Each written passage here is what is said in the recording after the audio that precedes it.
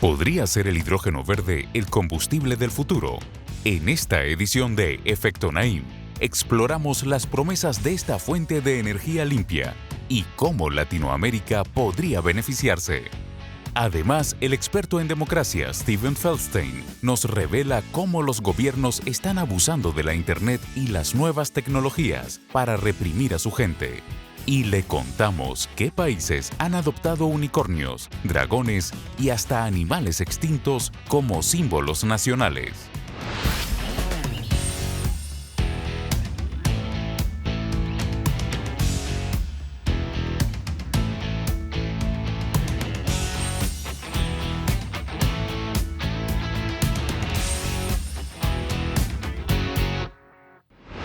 Bienvenidos, soy Moisés Naim desde Washington. Encantado de estar de nuevo con ustedes, como siempre. El magnate de la informática, Bill Gates, acaba de publicar un libro titulado Cómo evitar un desastre climático. Es un éxito enorme, está de primero en la lista de los más vendidos del New York Times. Y en este libro, Gates destaca el hidrógeno verde. Él dice que es la mejor, más importante innovación de los últimos años para combatir el calentamiento global. Pero ¿qué es eso? ¿Qué es eso del hidrógeno verde? Bueno, el hidrógeno es el elemento químico más abundante que hay en la naturaleza. Además, es una poderosa fuente de energía. Tiene 3 veces más energía que la gasolina, por ejemplo. Pero tiene la ventaja que no produce dióxido de carbono, el CO2, que es ese gas que se instala en la atmósfera y contribuye al calentamiento global. El hidrógeno verde solo libera agua, H2O como sabemos, y la libera en forma de vapor, es decir, que es una energía muy limpia. Desde hace años ya se había considerado el potencial del hidrógeno para revolucionar nuestro consumo de energía. Pero hasta ahora una cantidad enorme de obstáculos habían impedido su adopción. Sin embargo, ahora el panorama está cambiando y son muchos los países que están apostando por esto, por el hidrógeno verde. Es por eso que hoy vamos a conocer y compartir con ustedes de qué se trata todo esto. Es algo muy importante y no suficientemente conocido. Miren, les va a interesar mucho. En octubre de 2021, el presidente francés Emmanuel Macron anunció un plan de 35.000 millones de dólares para que Francia retomara su posición como un líder mundial de la innovación. Entre las principales metas está una apuesta por el hidrógeno verde. Deuxième objectif, devenir le leader de l'hydrogène vert en 2030. Es un proyecto ambicioso, pues el hidrógeno verde que se obtiene del agua no se encuentra de forma libre en el medio ambiente. Es necesario utilizar un proceso químico llamado electrólisis, que permite separar las moléculas de hidrógeno de las de oxígeno y que requiere de grandes cantidades de electricidad. Hasta la fecha, la generación de más del 90% del hidrógeno aprovechado a nivel global se obtiene usando energías de fuentes contaminantes pero económicas, como el gas y el carbón. Sin embargo, eso podría estar por cambiar.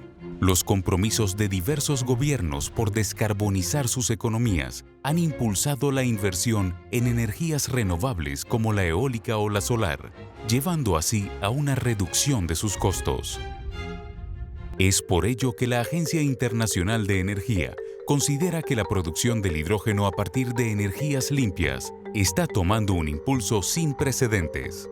De hecho, se espera que para el año 2050 la inversión en la industria del hidrógeno verde supere el $1 billón y América Latina tiene potencial para aprovechar este creciente negocio.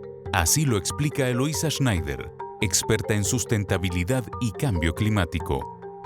Yo creo que aquí hay una gran oportunidad y sobre todo en los países que son dependientes de combustibles fósiles, como es el caso de Chile, el caso de Uruguay, que tienen que importar combustibles fósiles. Por tanto, pueden generar un producto internamente y beneficiar su propio mercado respecto al producto. Tiene la ventaja de poder ser un producto de exportación que es muy apetecido en ciertos mercados. Según Schneider, los mercados europeos y asiáticos tienen sed de hidrógeno verde. Grandes empresas automovilísticas como la japonesa Toyota o la surcoreana Hyundai ya están diseñando vehículos que emplean este combustible. Y los fabricantes de aviones como el europeo Airbus o el brasileño Embraer también han decidido incorporarlo a sus diseños en los próximos años. Schneider destaca a Chile, que ha lanzado la llamada Estrategia Nacional del Hidrógeno, como el país latinoamericano que podría convertirse en uno de los principales exportadores de este combustible. Pero los chilenos no están solos. Actualmente países como Australia, Arabia Saudita, Japón, Kazajistán y varios países de la Unión Europea han destinado grandes sumas al desarrollo de esta industria. En Reino Unido, por ejemplo, el gobierno británico y el empresario Bill Gates anunciaron una alianza con la que esperan invertir $552 millones para reducir el costo de este combustible y de otras tecnologías verdes que son clave para la descarbonización. Y se espera que para el año 2050, la industria del hidrógeno, incluido el verde, emplee a más de 30 millones de personas en todo el mundo. Algunos expertos incluso vaticinan que el hidrógeno verde podría desatar un cambio en el futuro de la política global, actualmente dominada por los grandes productores de combustibles fósiles. Uno de los temas que probablemente va a ser como de mayor impacto del hidrógeno es que eventualmente podría cambiar de posición de lo que son los líderes hoy día, en la medida que los combustibles fósiles empiezan a desaparecer, que van a desaparecer, son fósiles, no son renovables. El hidrógeno, los que fabrican el hidrógeno van a ocupar este espacio como grandes productores de energía. El hidrógeno verde además promete ser un factor clave para afrontar futuras crisis energéticas como la que se vive actualmente en Europa, donde la creciente demanda ha disparado un alza en los precios de los combustibles. Rusia, por ejemplo, que es el principal suministrador de gas natural para Europa, busca aprovechar la situación para comprometer a la región con polémicos contratos y proyectos a largo plazo. Para realmente aprovechar los potenciales beneficios del hidrógeno verde, se deben incorporar medidas y normas de seguridad que reduzcan los riesgos de este gas inflamable y sin olor, así como considerar escenarios aún desconocidos. Precisamente por ser un gas, es una molécula muy liviana que muy rápidamente se escapa a la estratosfera y no se está hablando, por ejemplo, de cuál podría ser el impacto de esta molécula volando en aquel ambiente, que es el ambiente donde se concentran los gases de efecto invernadero. Y ni hablar de los obstáculos políticos y económicos que implica la transición a fuentes de energía más limpias. Aún así, el hidrógeno verde se ha ganado un puesto en la mayoría de los pronósticos como uno de los combustibles del futuro. Si queremos evitar las catástrofes del cambio climático, es imperativo que cada vez más los países adopten con seriedad alternativas energéticas limpias, alternativas. Y al regresar en la pausa, cambiamos de tema. Vamos a hablar con un reconocido analista sobre lo que él llama la represión digital, cómo Internet, en vez de ser una tecnología de la libertad y de la democracia, se ha convertido en un instrumento de los dictadores, donde los dictadores reprimen a su gente. Ya verá de qué se trata.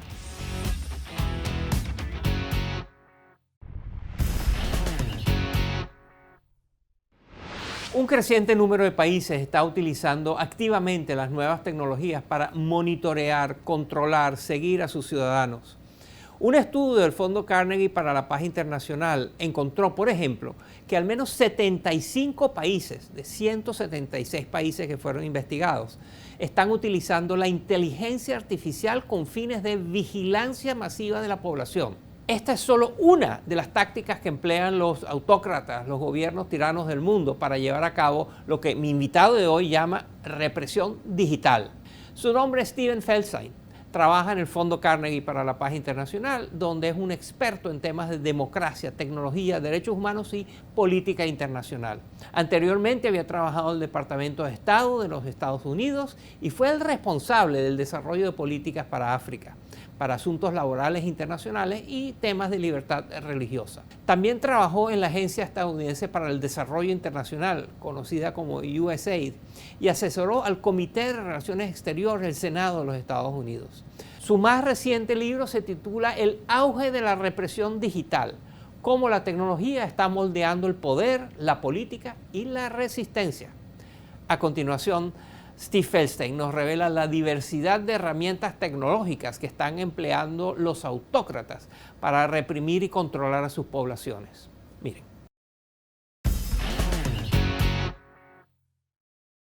Bienvenido, Steven. Es un placer tenerte con nosotros en el programa. Thank you for having me on. El título de tu más reciente libro es El auge de la represión digital. ¿Qué es la represión digital? ¿Qué es eso?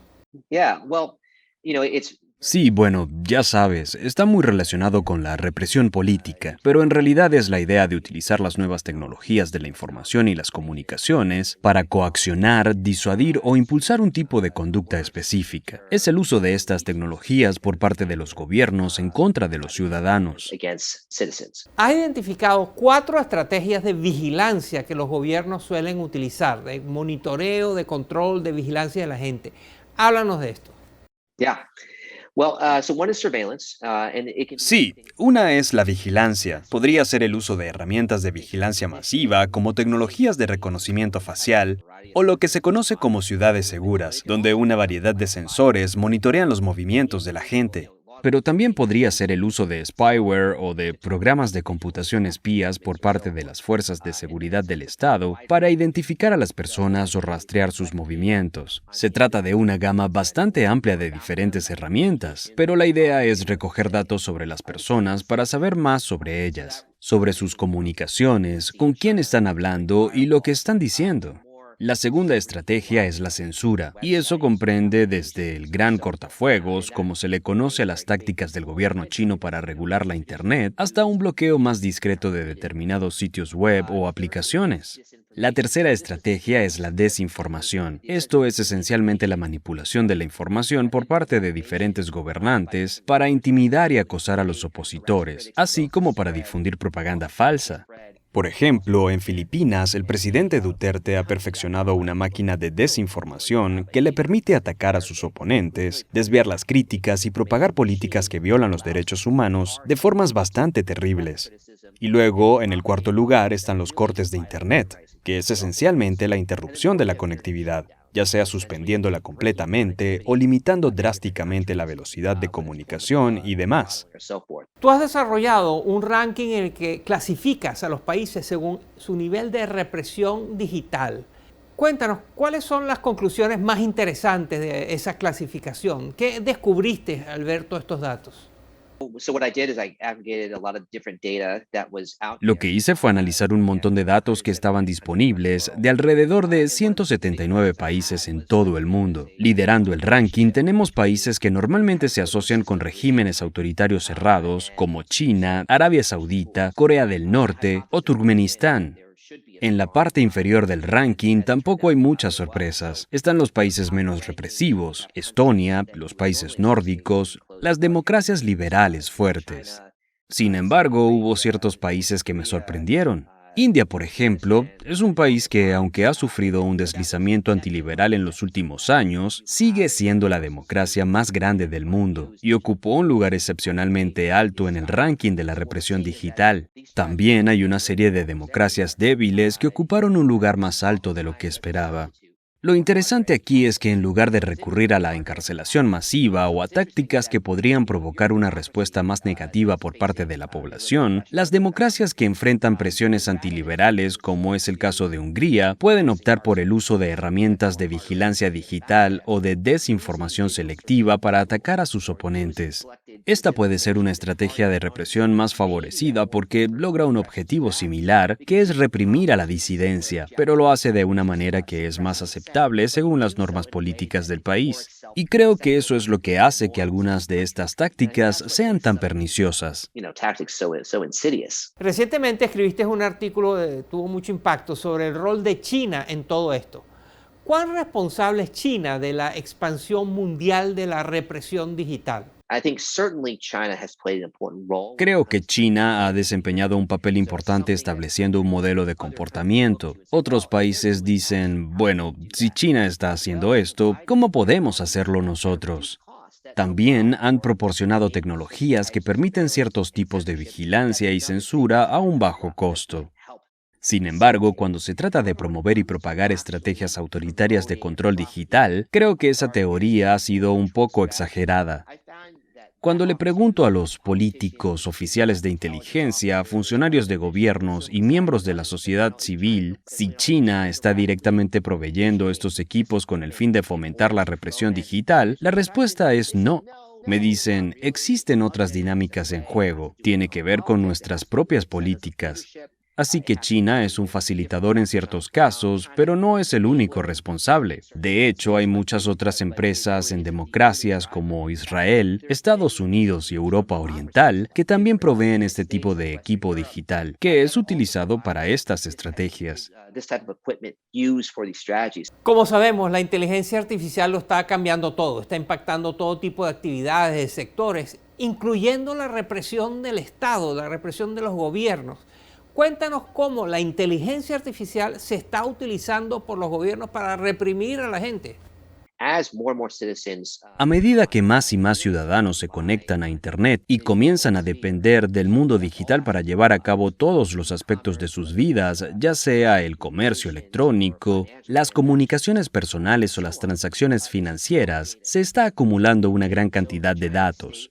El Estado chino y otros se han preguntado cómo podemos aprovechar esta nueva información para apoyar nuestros objetivos políticos y represivos. Así han surgido algoritmos que examinan estos datos en busca de diferentes patrones que permitan identificar a individuos que son críticos del gobierno, o incluso encontrar vínculos entre ciertos tipos de personas que potencialmente representen un desafío para el régimen, ya sea por su origen étnico o por su ubicación geográfica. Pero lo que ofrecen estas nuevas herramientas de inteligencia artificial es un mayor nivel de precisión para examinar una cantidad masiva de datos que no se podría conseguir con operadores humanos.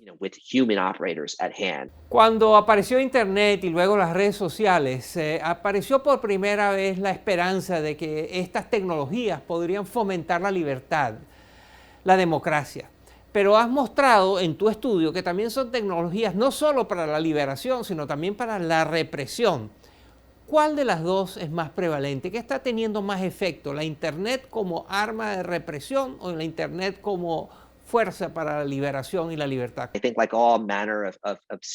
Considero que como con todo tipo de discurso, hay usos positivos y negativos. Creo que lo que me preocupa de las redes sociales en este momento es que hay un sesgo estructural, casi una predilección incorporada en la plataforma por acelerar y expandir el discurso negativo, extremo y polarizante. Los llamados archivos de Facebook, que fueron filtrados recientemente por una ex miembro de la compañía, hablan de todas las repercusiones nocivas que vemos alrededor del mundo. Desde cómo los cárteles de la droga en México usan Facebook para contratar asesinos, hasta cómo los traficantes de personas en Medio Oriente utilizan la plataforma. Yo creo que no podemos seguir mirando estos sucesos como casos aislados. Creo que hay algo inherente, al menos en términos de los incentivos económicos, que están moviendo a las redes sociales en direcciones cada vez más perjudiciales.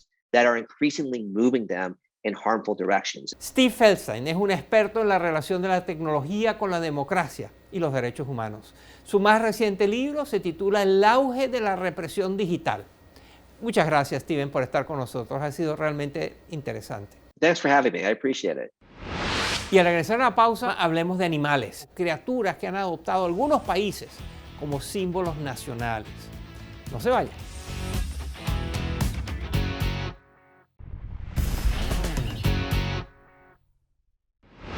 Casi todos los países del mundo tienen un animal nacional oficial. En su mayoría son animales endémicos de esa región o que juegan un papel dentro de su historia. Pero no siempre es así. Algunos países eligen criaturas que no son reales, algunas mitológicas, por ejemplo, que esconden anécdotas muy curiosas. A continuación, los más curiosos animales o criaturas que han adoptado algunos países como símbolos nacionales. Miren. Cada año, los norcoreanos conmemoran el natalicio de Kim Il-sung, el fundador de Corea del Norte y quien gobernó hasta su muerte en 1994. A comienzos de su largo mandato, en la década de 1950, este líder quiso promover un rápido desarrollo económico y lanzó el movimiento Cholima, haciendo referencia a una criatura mítica cuyo nombre se traduce como caballo de 1000 millas. Desde entonces, este veloz caballo con alas ocupa un importante lugar en el imaginario colectivo norcoreano. En Escocia, otro caballo legendario ha sido un símbolo patrio durante siglos, el unicornio. Representativa de la pureza y el poder en la mitología celta, esta criatura se celebra cada 9 de abril con el Día Nacional del Unicornio.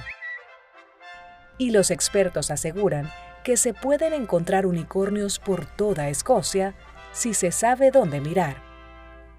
Otras naciones como Bután o Gales tienen dragones ficticios como emblemas, pero Indonesia es la única que tiene un dragón de la vida real. Conocido como el dragón de Komodo, este reptil endémico de las islas indonesias no escupe fuego ni vuela, pero es bastante peligroso. Su veneno puede matar a una persona en cuestión de horas. Por los cielos andinos vuela el ave nacional de Bolivia, Colombia, Ecuador y Chile.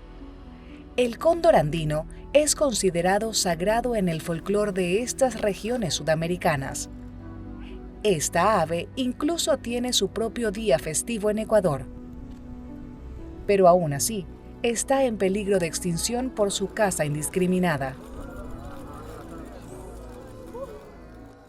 La República de Mauricio ya ha adoptado a un pájaro extinto como animal patrio, el dodo. Estas aves adornan todos los rincones del país, desde los sellos de inmigración hasta los souvenirs. Y se les conoce como los verdaderos mauricianos, pues los dodos reinaban esta isla en el Océano Índico cuando aún no estaba habitada por los humanos.